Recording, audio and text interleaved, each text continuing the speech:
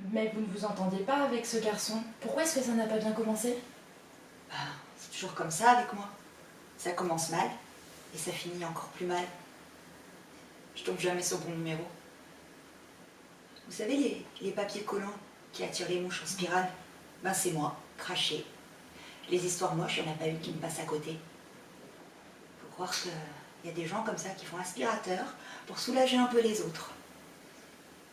Je tombe jamais sur le bon numéro. Tout ce que j'essaie, ça rate. Tout ce que je touche, ça se transforme en vacherie. Comment vous expliquez ça, Adèle? Ah bah la poisse, ça s'explique pas, hein. C'est comme l'oreille musicale, si vous voulez. On l'a ou on l'a pas. Vous avez eu des problèmes avec ce garçon? Non, il était gentil. Il avait l'air tellement amoureux que je l'aurais suivi à l'autre bout du monde. Mais on n'a pas été plus loin que Limoges. C'est dingue comme les gens ont l'air amoureux en l'étant pas du tout. Ça doit être un truc facile à imiter. Il me disait que je lui faisais l'effet d'un verre de Cointreau. Sauf que le Cointreau, il a dû s'en lasser assez vite parce que il est parti téléphoner. À qui?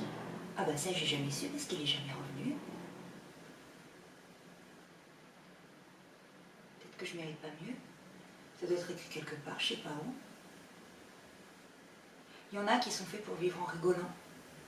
Moi, j'ai jamais passé un seul jour de ma vie sans me faire avoir.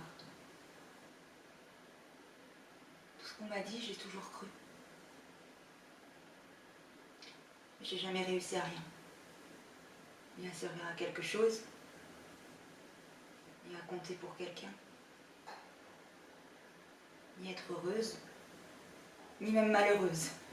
Parce que certainement, pour être malheureuse, on doit avoir perdu quelque chose. Sauf que moi, j'ai jamais rien eu à moi, à part mon manque de bol. Comment vous voyez votre avenir, Adèle? Je sais pas. Quand j'étais petite, j'avais qu'une envie, c'était de grandir. Je voulais que ça aille plus vite.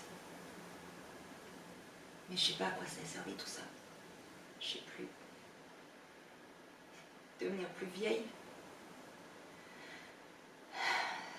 Ce que je vois devant moi, c'est comme une salle d'attente dans une grande gare.